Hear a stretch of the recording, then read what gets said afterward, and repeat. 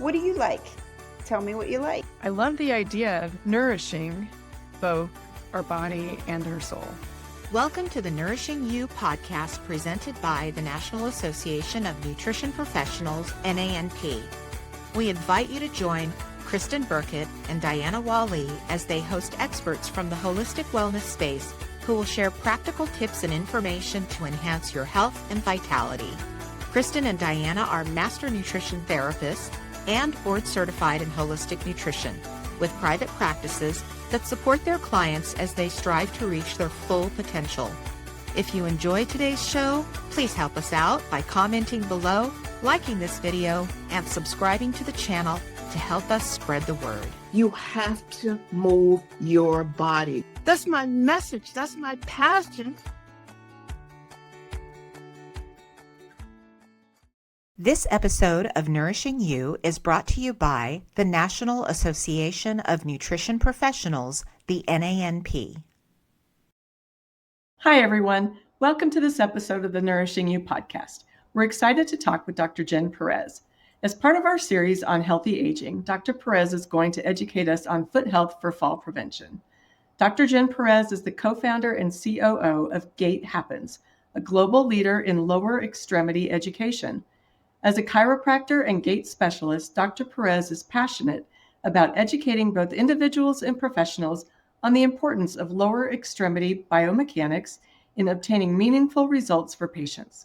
She holds a doctorate in chiropractic and a Bachelor of Science degree in Kinesiology with a concentration in sports medicine.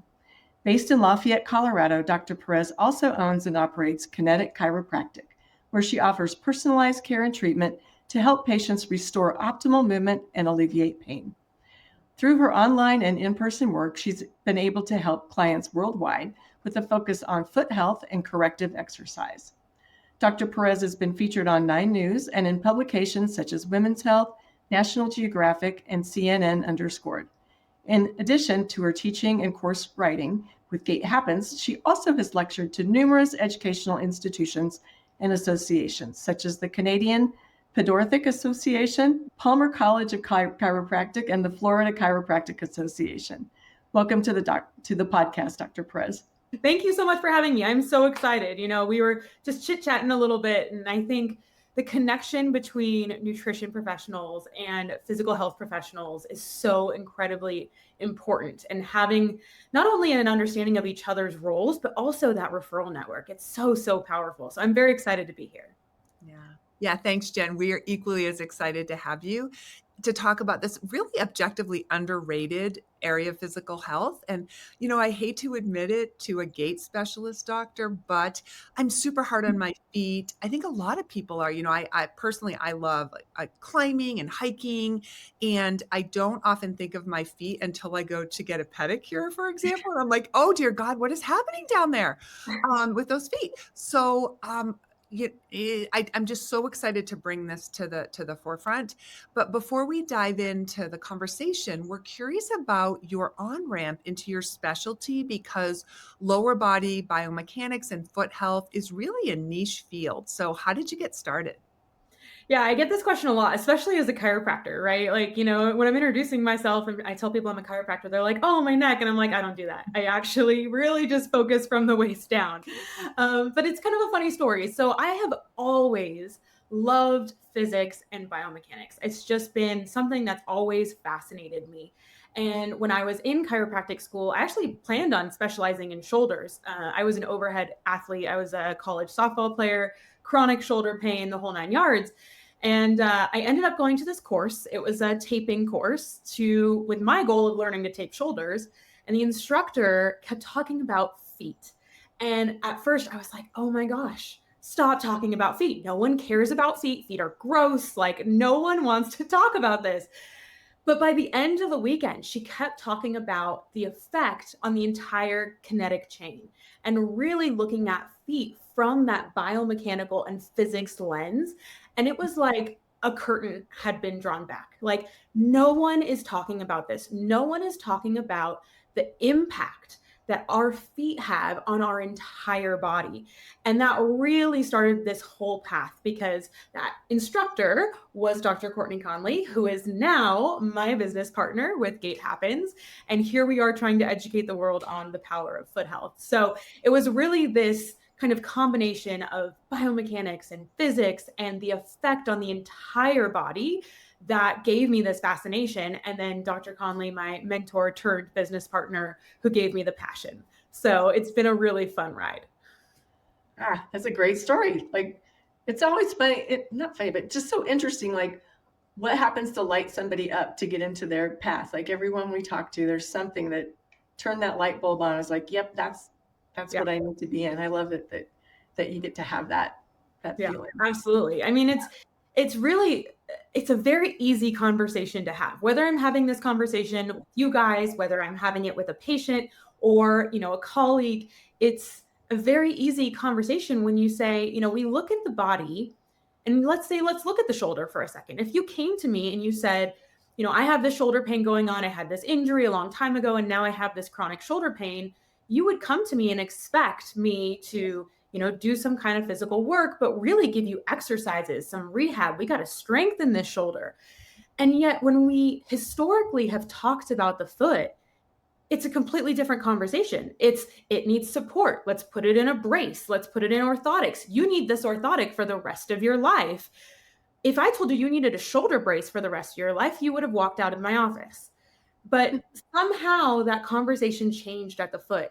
And that's what I mean by this biomechanical perspective, because the foot is made up of joints and 4 layers of muscles and tissues, just like the rest of our body. It's time we start treating it like it is. Gosh, I never thought about that. Was like a goosebump moment when you said, you wouldn't expect to wear a shoulder brace the rest of your life. Like, why would you expect to wear a foot brace? That's so interesting, so profound. And true. And I think about how many people are in foot orthotics lifelong. Yeah, absolutely.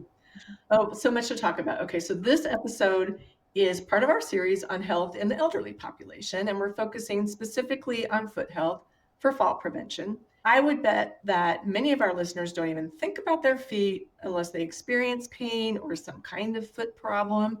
Can you teach us why our feet are so critical for maintaining mobility and stability as we age? Yeah, great question. So I'm going to come at this from a couple different perspectives, right? Let's talk about mobility as we age, because one of the things, we can get into fall risk in a second, but let's talk about quality of life first. Because one of the things that we want to do as we age is we want to keep moving, right? We want to be able to enjoy our golden years. We want to be able to actually go do the things during retirement that we spent years and years working towards, right? And in order to do that, we have to be able to move. And if we're stuck with chronic foot pain, we can't do things like walk or hike or, take that trip to Europe that we've been dreaming about for decades. And that really is life-changing. There's statistics out there that 8 out of 10 Americans have experienced foot pain. And of those that have experienced chronic foot pain, up to 50% have their exercise affected, have their sleep affected, have their walking affected. So if I can't walk, like, let alone go to the grocery store, go for a walk with my family, with my friends, that social aspect. If I can't exercise, I can't maintain my bone health, my muscle health. We know that as we age, we go through osteopenia, sarcopenia. We're trying to combat those by moving. And if I can't do that because my feet are in my way, I have to take care of that. So that's that one perspective, is we need to take care of our feet, not just to prevent fall and to prevent death, but to live life, right? But from that other perspective, it's really fascinating. There's multiple studies now that have come out that have shown that toe strength is one of the number one indicators of fall risk. Oh, wow. So is it parallel grip strength? Like, is it? It does. It does. We went so far as to find that the only two, they looked at different muscle groups, they looked at blood pressure, and really the only two findings that had a statistical difference where they could really determine fall risk was blood pressure, which falls in your guys' arena, right? And toe strength. Nothing else was an individual indicator of fall risk. So it's really when you look at those two things as the biggest indicators, right, of fall risk, then nutrition and foot strength should be at the top of our list. Absolutely. Diana, how can we do farmer carries with our toes? I know. Well, I know I don't want to jump ahead, but can we just talk about, I was picturing, I'm like, as I'm sitting at my desk, I'm like, toe push-ups, like what? Can we talk? Squeezing my toes. I know. Like how, so, should we talk about it now, Kristen, or wait? Because I'm dying to know how we strengthen. I need to strengthen my toes like right now. Let's mix it up. Let's do it. All right. So, okay. I've got you covered. Don't worry. Because this is literally what I do. I have an arsenal of hundreds of foot exercises, but we're going to keep it simple because there's some very basic things that you can do that everyone can benefit from. So there, on the one hand, again, there's exercises, like specific foot exercises that you can do, which I'll talk about in just a second. But on the other side, talking about lifestyle recommendations, right? So 2 things that you can do right off the bat for lifestyle is look at your shoes and go barefoot, which is not a recommendation that many people hear from a health professional. So let me talk about why, because like I said before, our feet have 4 layers of muscle in them. They have to be very, very strong. And we want them to be strong because when we're standing statically, right, our feet are our foundation. So they're going to help us. But when we're moving, even more so. So if you think about the foot as a trampoline, this is my favorite analogy, and it's usually very new to people. So the foot is designed to move. It has 33 joints. A quarter of all of the bones in our body are in our feet. So they're not designed to be stiff and rigid. They're designed to be flexible and to move and adapt. So when we're moving, we need to be able to spread the foot, and that's kind of the stretching of the trampoline. The recoil of the trampoline is the muscles underneath the foot that push us forward, right? So we need really, really strong feet in order to help us move.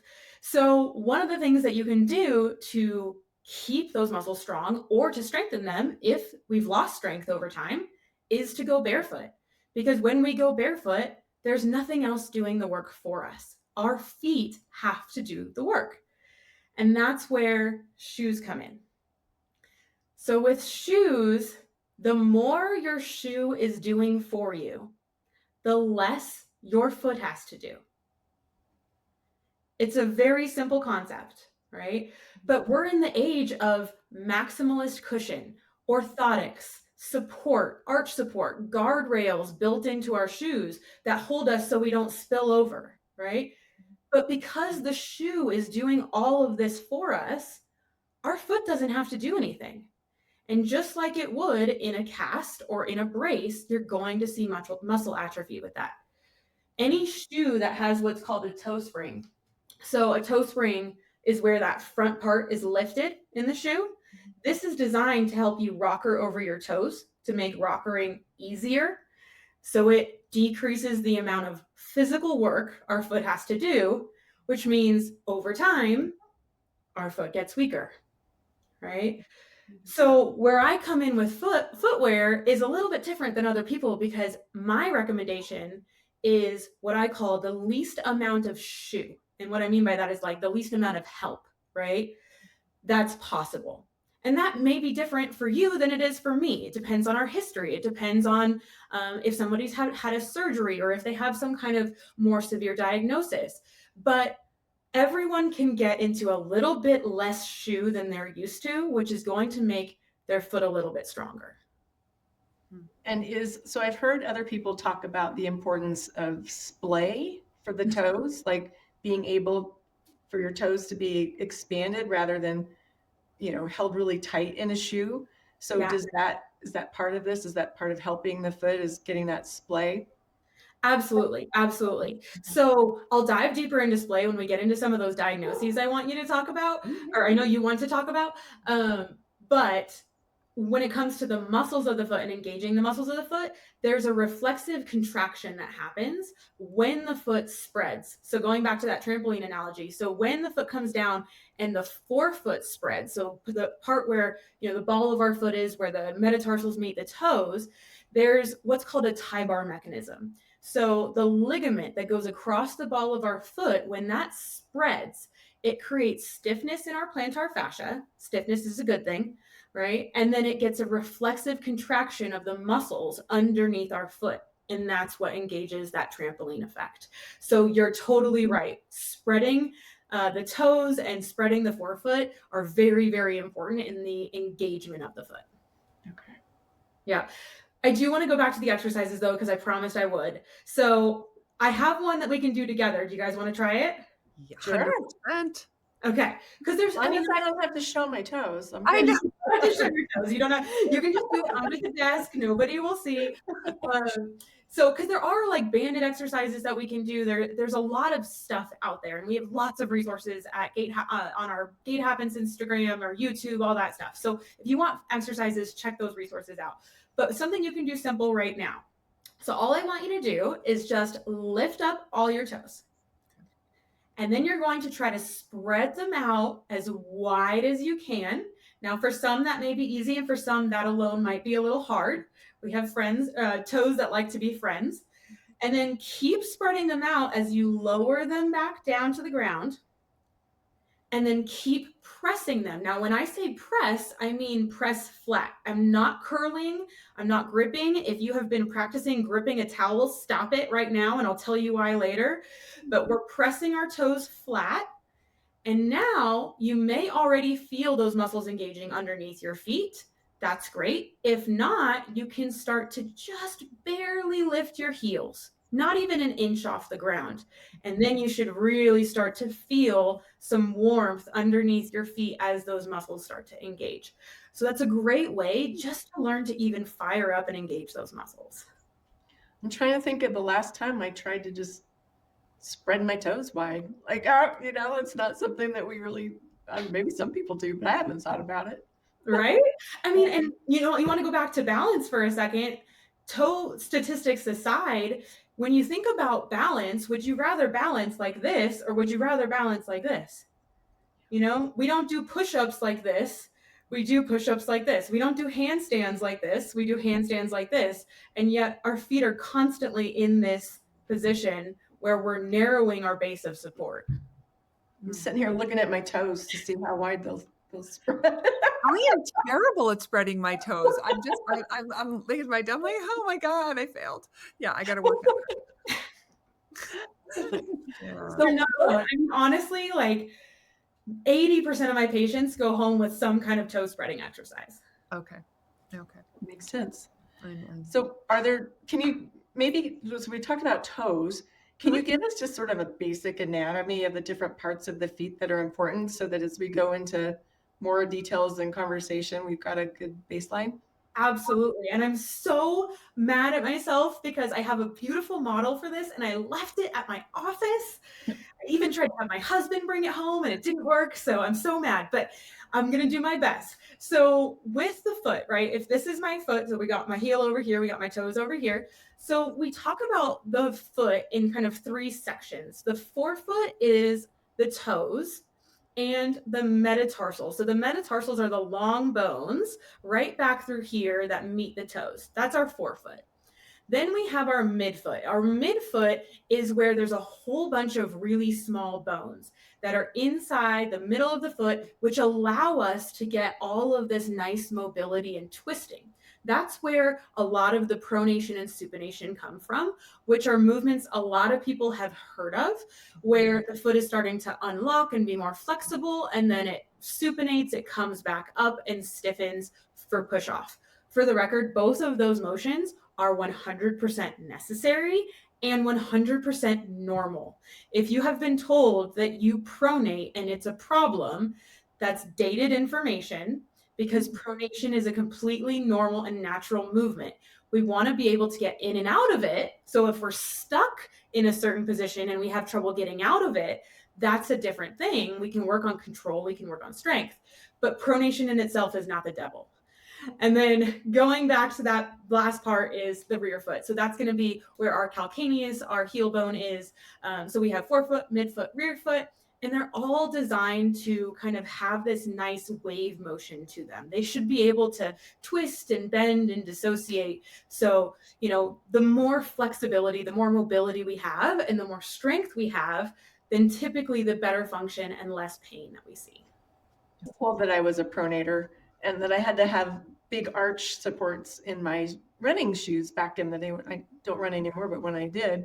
So you're saying that's like outdated information and probably not true. So yeah. So, there's also a lot of kind of misdiagnosis, I think, at the foot. So depending on who says what, right? Because if you're getting information from a running store versus a podiatrist versus a physical therapist versus whoever, there's a lot of different ways to describe things. Like, for example, I hear the term flat feet a lot. I have flat feet. Well, some people have a truly flat foot. So there's just different arch types out there. So there's some people that have a higher arch type, some people that have a lower arch type, and neither is inherently bad as long as they can move and they're strong, right? Those are really the two keys to success, no matter what foot type you have. My husband has like pancake feet. I do footprints in my office and I use his footprint as a flat foot example because it's literally, there's no arch there, but he's super strong and super healthy. So there's that kind of flat foot. And then I have other people that come into my office and they actually have a higher arch type, but it's tilted in this way. They don't have a lot of ankle stability. They don't have good control from what we call their medial column, which is where the muscles that live on that side. And they're like, oh, well, I have a flat foot. I do a pedograph or a footprint on that patient and I see this nice, beautiful arch. And I'm like, show me the flat foot, right? There's a beautiful arch on here. That's not a flat foot, even though a flat foot's not wrong, but that's a different conversation. And then now we're talking about we need better control. We need to learn how to have better stacking of our ankle. We need to have better mobility through our midfoot, whatever it may be for that person. That's super interesting. Yeah. I couldn't help but picture getting into a little like kerfuffle with your husband and being like, listen, pancake foot guy. I don't know. So Mr. Pancake Foot. Totally. Yeah. I usually call his feet Chipotle burritos because they're about as wide as they are long. But that's so good. Lots of foot jokes. Okay. So you alluded to the fact that we wanted to talk about common foot problems. So what are a few of the most common foot problems and their potential causes?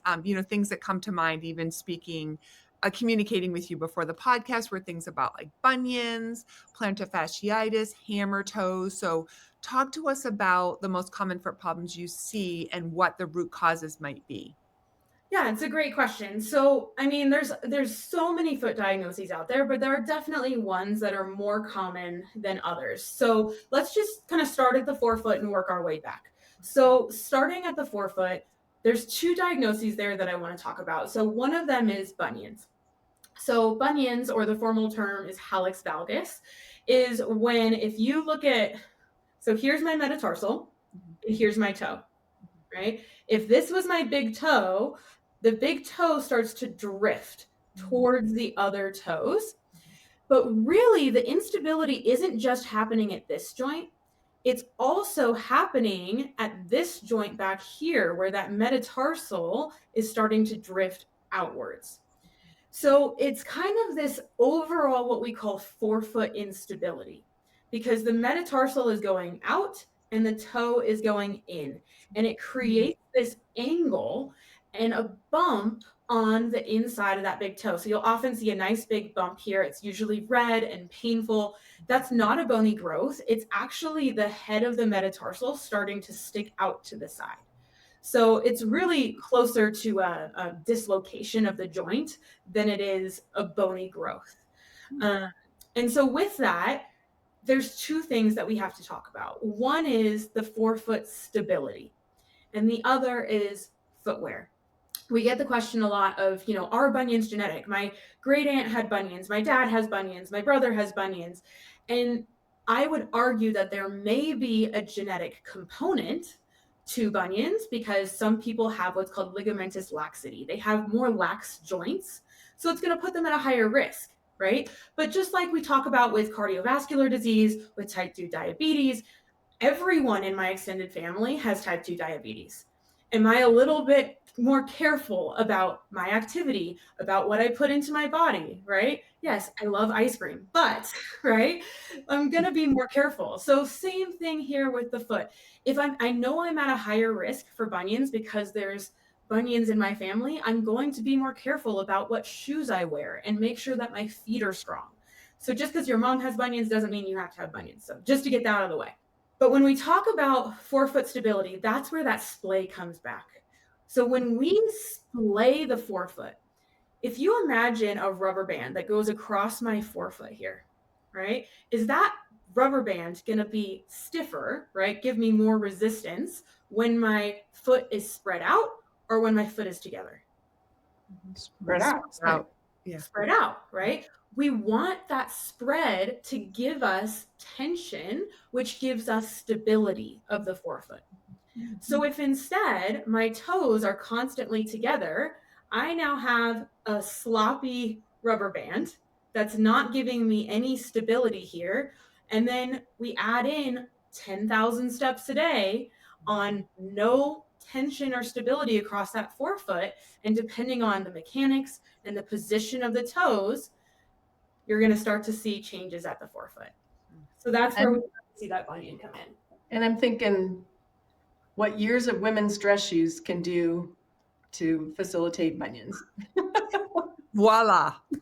Exactly, right? There is a reason that bunions are more prevalent in women.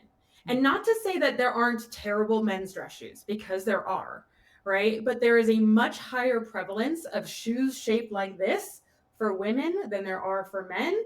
And then this is a flat, but how often do we see a high heel that then looks like this, right? So I'm going to take that joint, I'm going to push my big toe over, extend it, and now walk on this position all night long. And then we get surprised why we want to rip our shoes off at the end of the night.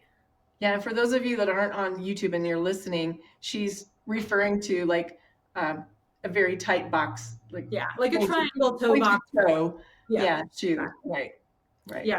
I know. And so I have to throw my mother under the bus. I love you, Mom, because my parents do listen. But and I don't know if you see this even more in women, like elderly women. So my mom's turning 80 and she's still like, she has bunions and she still, will be like limping along, but with the most fabulous shoes on. Like these ridiculous, like high heel, incredible shoes. And we're like, Mom, come on. She's like, well, I can't really walk, but they're fabulous. The shoes are fabulous. We're like, oh yeah. So it's just shifting the mentality. Yeah. Mm-hmm. Yeah. We're fighting the fight one foot at a time right now. Yeah. Yeah. I mean, it brings up a good point where you want shoes that are going to support the function of your feet, and especially for the majority of your day. Now, I'm sure a lot of people listening are familiar with the 80-20 rule. I use the 80-20 rule for feet. I would much rather, if I can't get you in functional footwear 100% of the time, which for those watching, right, like I love these loafers way more than I like these flats. So my loafers, these are nice wide toe box from Bilenka, and they're great. They let my feet function and they still look awesome. So I do that, 100% of the time for me. But for those that aren't going to make that change 100% of the time, if at least 80% of the time we can be in a shoe that's supporting the function of our foot, then it's okay to have our dessert shoes every once in a while, right? It's okay to put on the heels for the wedding, knowing it's going to hurt, knowing, if you do have bunions, they're probably going to be pissed off for a few days afterwards. Or if you do have hammer toes or plantar fasciitis, it's going to give us a little bit of that speed bump effect where things might go backwards, things might get inflamed. But if we go into that knowing that, that's your decision as a human being. I like that thought of dessert shoes. So that's literally I told you I was excited for this call. I can't tell you how many analogies I use on a daily basis. Oh, so good. So you're speaking if somebody has bunions, other than surgery, is there a way to pull back from those? Is there stuff that you can do, or are you doomed once they're there? Great question. So there are different severities to bunions. So there's mild, moderate, and severe. And it depends on how much that metatarsal is drifting outwards. And so with mild to moderate bunions, you can absolutely make change functionally. Now, I'm not going to say we can get rid of your bunions because they're typically still going to be there, but we can lessen that angle. We can create more stability. And most importantly, we can make you more comfortable and more functional so that you can get back to doing the things that you want to do. So a couple of different things that you want to do there. Number one of my absolute favorites is toe spacers. So toe spacers, for those that are listening, not watching, if you imagine getting a pedicure, the things they put between your toes, but this is silicone version, so it's reusable. It's a flat design, so you can wear it when you're actually on your feet moving around, right? If you think about toe spacers as like bowling bumpers, they're there to keep you from diving that big toe over even further when you're on your toes or when you're on your feet. And the benefit to that is now you're not just passively spreading the toes like you would, if you're wearing them when you're watching TV, or some people try to wear them when they sleep. Don't recommend. But the benefit of wearing them when you're on your feet is now you're getting the muscles and the joints trained and used in a more aligned position. So I love, love, love toe spacers. And then I'm obviously a huge proponent of strength. So doing exercises that are going to help strengthen the foot, both from that whole foot perspective, but also for the big toe itself. So one of my favorites there is you lift up the toes. And now if I was to set like a pen next to my foot, I'm going to try to reach my big toe over and tap my pen, because there's a muscle that does that. It's called your abductor hallucis, and it's the muscle that pulls your big toe away from his neighbors. And those with bunions are probably listening right now going, that's impossible. And I promise you it is not. It takes a long time to rebuild that connection, but it is 100% possible. Interesting. Yeah. Yep. Okay. Did you know the NANP offers 2 unique certifications that will help enhance your credibility, assure your clients that you're at the top of your field, validate your education and professional qualifications, and boost your confidence? The gold standard in any health-related field is being board certified, and that includes becoming board certified in holistic nutrition through the NANP. Equally important, for those who recommend and sell dietary supplements, the highest industry benchmark is becoming a certified dietary supplement professional. The U.S. healthcare system is shifting toward a more holistic approach. Earning both of these critical certifications will give you the edge you need to stand above the crowd. Visit nanp.org today to put your passion to work and help others achieve their health goals. So I know we're going to run out of time. Let's talk about plantar fasciitis. I know, because it seems like everybody has one. I know. I talk forever. It's totally my fault. No. So plantar fasciitis. Okay, let's talk about shared load. It's a very, very simple concept. So group project, okay? So in an ideal group project, everybody is carrying the same amount of load, right? What group project have you ever done where that actually happened? Never. Exactly. Right? So think about the foot. The foot, like I said, it has 4 layers of muscles. It also has the plantar fascia, which the fascia is the tissue that runs underneath the foot. So on the outside of the muscle, so closer to the skin. It's going to also help with loading at the foot. So when I go to push off, when I go to walk forward, think back to that trampoline, right? So now I'm pushing off, I'm jumping up into the air. I want really strong muscles to give me that push. But let's say I don't have strong muscles. Let's say that I have been in orthotics for 20 years. I have been wearing super rigid shoes that have been doing the work for me with that big toe spring. And now the muscles of my feet have atrophied, because that's a real thing, right? So now when I go to push off my trampoline, I don't have the spring in my muscles to push me forward. What do I have? My plantar fascia. Right? So now my plantar fascia has to do the majority of the work of my group project, and it is not liking it, right? Over time, it's going to get irritated, it can get inflamed, and then over time, it actually starts to thicken. So when you get an MRI with plantar fasciitis, especially chronic cases, which the technical term is actually plantar fasciopathy, which is just a fancier word for there's something wrong with the plantar fascia. But with that, you start to see thickening of the plantar fascia, and that's because it's responding to the amount of load on it. So the number one thing we need to do is decrease the amount of load on it, which forever that answer was orthotics or inserts, because it is a good way to offload that plantar fascia in the short term, right? But again, just like you wouldn't use crutches for the rest of your life, we need to have a long-term solution. So using arch support in the short term for something like plantar fasciitis can be helpful because you're going to take the load off that tissue. But in the long term, we have to strengthen the foot. We have to get the muscles participating again, because that's what's going to allow us to get out of the orthotics and get a strong foot to push us forward again.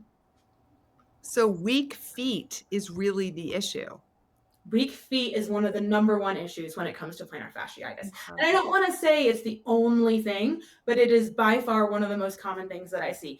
I actually have a dynamometer in my office. So you guys were talking about grip strength. Mm-hmm. So there's usually a hand dynamometer that you use to test grip strength. I have a toe dynamometer. Of course you do. So, of course I do. It's because it's so fun. I have to tell you, though, it brings out the competitive edge in every single person. I don't care if you are 15 or 95. They start sweating. They're gripping their seat. Everybody is competitive when the dynamometer comes out. But with that, right, I'm looking for 10% of their body weight out of their big toe and about 7% of their body weight out of the outer toes. And most often, let's say the average person's like 150 to 200 pounds. So I want about 15 pounds out of that big toe. I want, let's say 11-ish. I'm not going to do 7% in my head out of the outer toes. But normally when people are coming into my office with chronic foot pain, whether we are talking about bunions, hammer toes, plantar fasciitis, or a different diagnosis, I'm seeing 5 pounds or less out of those feet, right? So it's a very physical, I can measure the strength of this foot and it is not there. And it's also great for measuring their progress, saying, I know these foot exercises are not fun. I'm not ignorant to the fact that they're boring and you don't want to sit there with a band under your foot, but I can show you the numbers that say you are getting stronger. That's cool.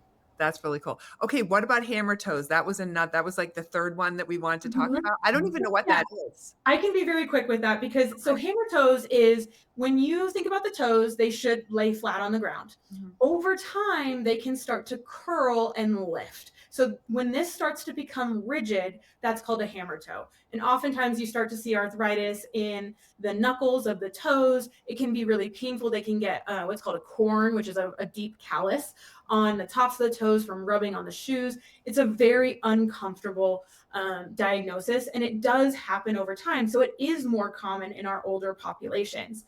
But going back to this very same conversation, if our goal is to have a strong foot where those toes are engaged flat, right? When we're not doing that, one of the number one ways that we find stability to compensate for not having a strong, stable foot or a strong, stable core or strong, stable hips is by grabbing the ground with our toes. So we're constantly gripping the ground, curling our toes over and over and over again. And then over time, this solidifies. So it starts to become rigid and then we start to see arthritis. So it's like the toes overcompensating for what the foot's supposed to be doing. Exactly. So we have two toe flexors. So there's flexor digitorum longus, flexor digitorum brevis. But if you think about it from a hand, it makes it very easy, right? I can do this with my hand, which is flexing my fingers down with my fingers straight, or I can do this with my hand, which is flexing my fingers down but curling them. Those are two completely different muscles. They're the same muscles that we have in our toes. So I can either curl my toes with my long toe flexors, which is what we get with that gripping motion, or I can press my toes flat where we get more of that whole foot engagement, right? And that's what's missing from that imbalance, which leads to hammer toes. Okay, so there's one other thing I was going to ask you about. Sometimes I see people walking, and it kind of goes back to that flat foot thing that you talked about, mm-hmm. But when you look at somebody from behind, you can see their ankles like pressing in towards each other, and it's causing their foot to go out. It looks like they have a flat foot. Mm-hmm. So what's the relationship between other muscles in our feet that might be contributing to the problem. So there are ankle issues that you look at as well. Is that part of the bigger piece of foot health? Absolutely. Absolutely. Oh, it's such a good question. I have to be quick. Okay. So my approach, I like to say, is bottom up and top down. So from a bottom up perspective, if I'm seeing someone who's kind of falling into that, uncontrolled pronation, we'll say, so they're diving that ankle over and they're not able to get out of it, or they're not able to control it. So from a bottom up perspective, there's three main muscles that support the arch, right? So one of them is your big toe muscle, flexor hallucis longus. One of them is abductor hallucis, which is the muscle that brings the big toe away from the other toes. And the other one is called your tibialis posterior, which comes down the inside of the ankle. Together, those three muscles are very powerful at creating this arch, right? But if two of those three muscles are related to the big toe, and now I take my big toe and I put it into a traditional shoe, by the way, not only flats, but also even trainers that look like this, where the big toe is angled inwards, right? I take my big toe, I sweep it over. I just took away two of those three muscles. And now what am I going to do? If I had a tripod, it's going to dive over this way, right? So again, let's put the toe spacers on. Let's get into a shoe that, rather than having this angle inwards at the toes, is actually squared off so our toes can lay straight, right? And then we can also strengthen the ankle. So from a bottom up perspective, I'm strengthening the toes, I'm strengthening the ankle. But then there's also the top down, because our glutes are rotators. They help us control rotation of our entire leg. So when I'm walking and my foot hits the ground, right, from heel strike, so walking, heel strike is totally normal. So from heel strike, my glute is what's helping me slow down the internal rotation as my foot hits the ground. Totally normal process. But if I don't have good control of rotation from my hip, then my foot is going to come in too fast. And I don't care how strong your big toe is, you're going to blow past it, right? So we have to be looking both from the bottom up, but also from the top down at strong hips. Strong pelvic floor is also really important, and strong adductors. So I'm looking at that whole picture and seeing what's missing from this equation. One more on this, and then we'll go on to maybe some things we can be doing. What about posture?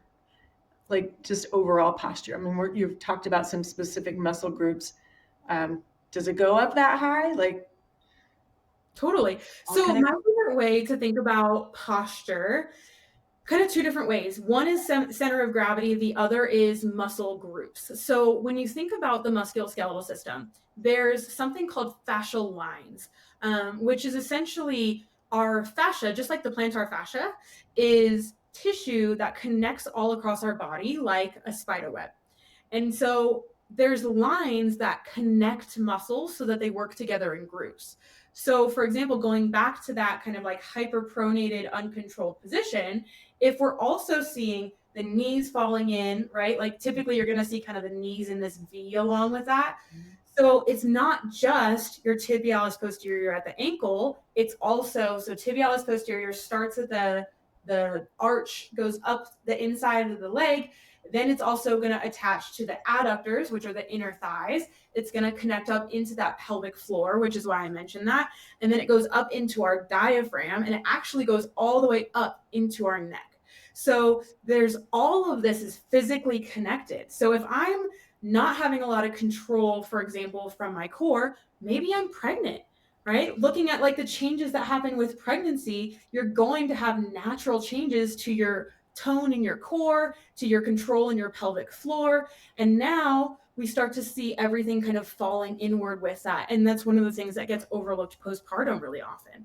So yes, it's all connected from a muscle perspective, but also from just like overall posture, thinking about, I want to have a good stack, right? I want to have my ears stacked over my shoulders, stacked over my hips, stacked over my ankles. But we're kinetic human beings. We're not static human beings, right? We don't just stand like robots. We need to be able to move in and out of these postures. And so with that, I want my foot to be able to support me no matter where I am in space and be able to bring me back to that centered posture. If I start to change my center of gravity, let's say by adding a heel under my heel, right? So if I add a lift, like even just normal trainers usually have about 11 to 12 millimeters of heel, what's called heel to toe drop. So there's a heel elevation in normal running shoes that now is going to shift my center of gravity forward. It's going to put more weight in my forefoot. So if I do have bunions or hammer toes, Morton's neuroma, any forefoot diagnosis, I'm going to put more pressure through my forefoot. And then in order for me not to be standing like this where I'm leaning forward, I'm going to arch my back to bring myself back to center. So now maybe I have forefoot pain and low back pain. Right? So it all comes down to that foot, and not only how it's setting us up as a foundation, but also from a kinetic movement perspective. Wow. Just everything's connected. You just can't get away from that whole theory. It is. It totally is. Yeah. It totally is. All right. So let's get a little nitty gritty. As an expert, what advice do you have for our audience for strengthening, protecting our feet to avoid problems, prevent falling, staying mobile as we age? Let's get into some more. I know you've given us some good specifics. Sure. And I like those so far, but let's see if we can branch that out. And if you had anything specific geared more towards the elderly population versus those of us that are looking at prevention, which is always, where we want to start. But maybe people are already in their, later years and needing some help. Yeah, absolutely. I mean, I think one of the best things we can start with is talking to our feet. And that sounds really simple and really silly, but our brains have an internal map of our bodies, right? And if you think about that map as roads, all of the connections that we use the most are superhighways, right? So me doing this with my arms, because I do it all the time, that's a superhighway. It's a very easy connection for my brain to make. But all of the connections that we have ignored for a very long time, like trying to spread our toes, right? Or even just connecting with our feet. Maybe we're a person who was told a long time ago that I needed support 100% of the time. So I put my shoes on. I have my house shoes that I put on right outside of getting out of bed. And then when I go outside, I've got my orthotics, I've got my rigid shoes. And then no matter what, my foot is not ever feeling the ground. So now that road has become a dirt road. There's tumbleweeds blowing past, right? So it's time to just start talking to our feet again. We've got to dust off those cobwebs and let our feet feel the ground. There's thousands of sensory nerve endings under our feet. We have to let them feel the world in order to improve the function of our foot. So if I was to give one piece of advice that costs absolutely nothing for someone to do, it's start, if you don't go barefoot already, start going barefoot just 5 minutes a day. Just 5 minutes, start with that. And even better, walk around and try to find different textures to feel in your house. So maybe you have a soft rug. Maybe you have a rug that has like a weird pattern on it. Maybe you've got a dog bed or whatever that you can step on, the backyard, the grass, the concrete, and just look at your feet, think about what you're feeling, and just pay attention for 5 minutes. Is a really great place to start from a mobility, a sensory, and a strength perspective. I also highly, highly recommend switching to a shoe that has a wide toe box. Now, a wide toe box is different than buying a regular shoe in a size wide. And I like to make this differentiation because people go and they spend a lot of money on shoes to buy a shoe and they're like, I got a wide shoe, I'm doing great. But it's not the right thing. So let's talk about it for just a second, because this shoe right here is pointed at the toes. This is just a regular trainer and it's pointed at the toes. If I was to buy this shoe in a size wide, all that's going to do is make it wider in the midfoot. If they even do that, most shoe companies, it's really expensive to change the last of a shoe. So most shoe companies just make more volume on what's called the upper. They don't even change the last, an aside, right? Even if we did change the last, it's going to be wider at the midfoot. and still be pointed at the toe. So a wide toe box shoe is a shoe that is built with a toe box, right? That area where your toes lay, that is more square or light bulb shaped in design, right? Now, I mean, you can even see they have the design of the metatarsals and toes on there. Like, it's going to let your foot lay in a more aligned, a more natural position. You're going to get better balance. You're going to get more activation out of your feet. They might be a little sore, so maybe transition and build up slowly, just like the barefoot walking, right? Go slowly, build up time slowly. You wouldn't walk into the gym on day one and expect to squat 200 pounds. Your feet are made of muscle. It's going to take time to build that back up. So have those kind of slow, easy expectations with yourself. So those would be my basic things. And then especially for those that do have bunions or hammer toes, because those are two of the diagnoses that are most connected to fall risk, I really do recommend toe spacers, because toe spacers are going to help with the alignment of the toes, the engagement of the muscles, and help widen that base of support. So that's my number one, like if you're going to buy a thing, buy toe spacers, because that's a really, really helpful tool. And where would one get toe spacers? So full disclosure, we have toe spacers. So we do sell toe spacers at gaithappens.com for US and Canada. But you can get them online. You can get them on Amazon. You can get them in a bunch of different places. I do prefer the kinds of toe spacers that look like these ones that have a flat bottom, because now, like I said before, you can wear them when you're on your feet. So they're not actually like some of them are like really bulky and plasticky. Like you can only wear them when you're watching TV or something like that. I want the ones that you can wear when you're on the go. Yeah. Well, everyone should buy them from you. So gaithappens.com. Everyone should support you, of course. So, I mean, we can talk more about thank you. About your links later, but yeah, that's awesome. Yeah. And it looked like you were, I don't know if you have any particular shoe brands that you like. It looked like you were holding up one that I have, which is Alta, A-L-T-A. Is that, yeah. A-L-T-R-A, Ultra. Yep. Ultra. So yeah, we actually, we're first and foremost an education company. Like that's where we came from. So our website really, truly is a resource. We have a whole blog with educational stuff. We have a whole list of footwear that all of the footwear brands on there are wide toe box. So, they may have varying what's called stack height, so varying amount of cushion. So if you're looking for a shoe that has a little bit more cushion, because that's what you're used to, but you want to at least switch to something with a wide toe box, Ultra is a really phenomenal option.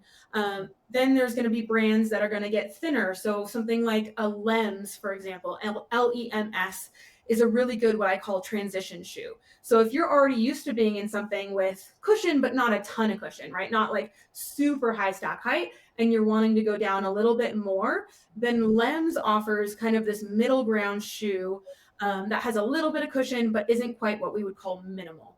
And then there's shoes that, this one it's a bad example because the outside is fake. It's not actually thin, but it's actually down here. So that's really, really thin is going to be what's called a minimalist shoe. And that is where the shoe really is not doing anything at all besides protecting you from stepping on glass and looking super cool, right? So there's lots and lots of options on there. Okay. That's great. So as we wrap up, oh my gosh, this is so fun and so informative. So we're curious, Jen, like what do you do? Like what kind of foot care, foot strengthening? What do you do as a foot care expert? It's a great question. Got to practice what you preach, right? Yeah. So I'm currently barefoot. I am barefoot. So I work from home 4 days a week. So I am barefoot 4 days a week. For work, so 6 days a week. And then when I am at the office seeing patients, I'm in minimalist shoes. The most cushion I would ever wear is what's called the Ultra Solstice, which is the thinnest shoe from Ultra. But typically I'm in a brand called Tolos or Vivo Barefoot, which means there's only about 5 millimeters of shoe underneath my foot. So I'm pretty much barefoot all the time. I do wear my toe spacers from time to time. I don't wear them as often as my business partner does. Dr. Conley does have pretty moderate bunions. She was a ballet dancer professionally in a past life. And so she wears her toe spacers. I mean, she showers in them. That's how she cleans them. She wears them all the time. She actually competed in a half Ironman in her toe spacers. So they're something that you can use as a tool. So I use them from time to time if my toes are feeling a little crunched up, if I'm getting a little achy in my feet.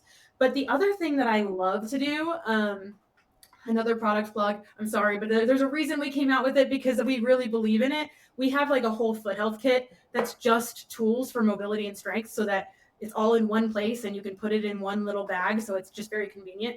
But I roll my foot on a ball, and this is great for recovery, right? It just feels so good at the end of the day. I don't travel without this thing, because if I'm going to be walking a ton traveling, I am at the end of the day rolling my foot 5 minutes per foot.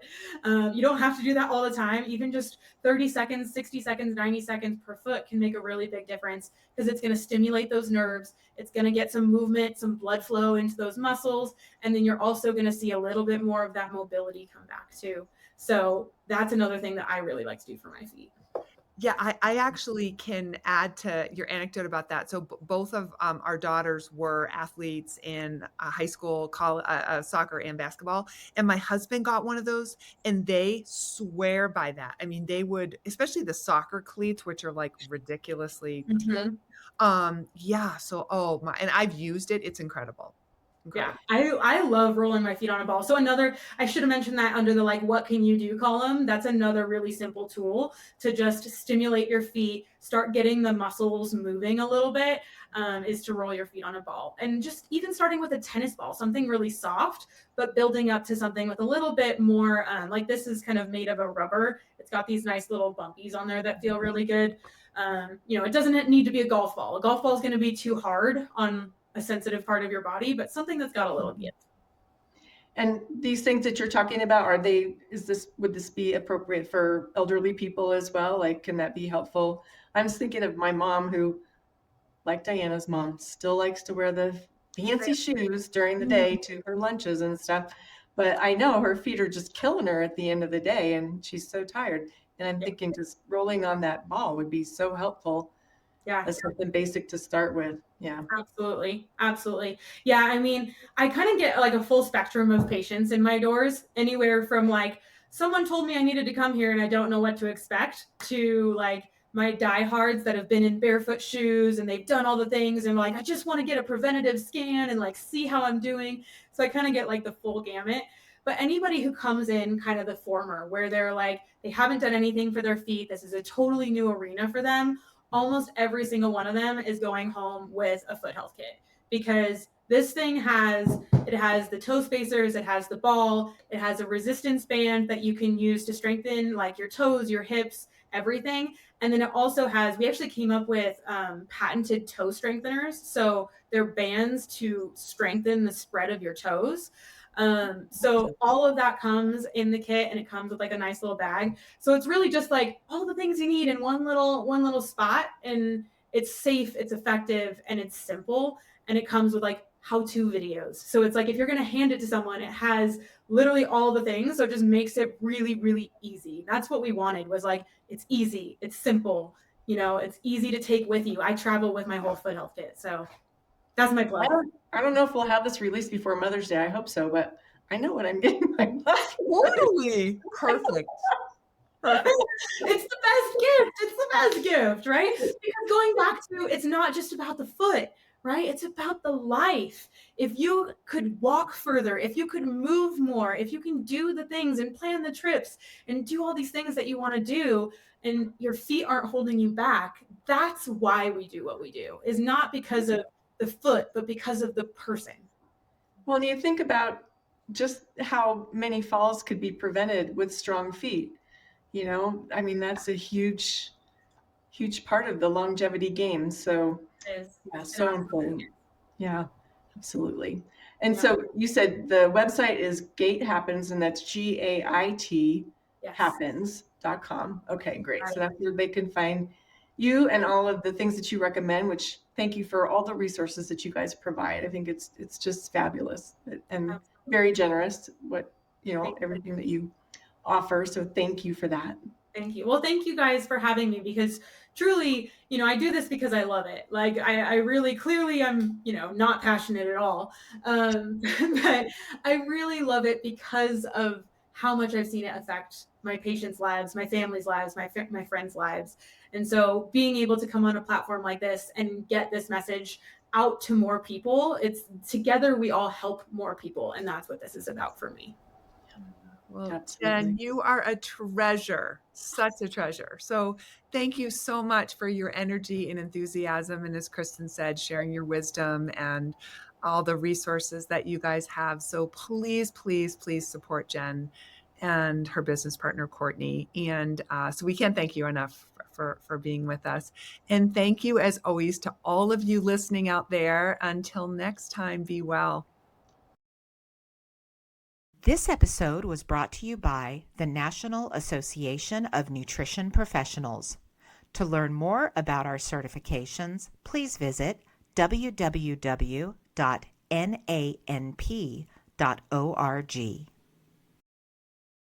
Don't miss a beat. Find other episodes and subscribe to this podcast on YouTube, or check us out on your favorite streaming app. Now available on Apple Podcasts, Pandora, Spotify, iHeartRadio, Amazon Music, and more. You can also visit nanp.org for more information.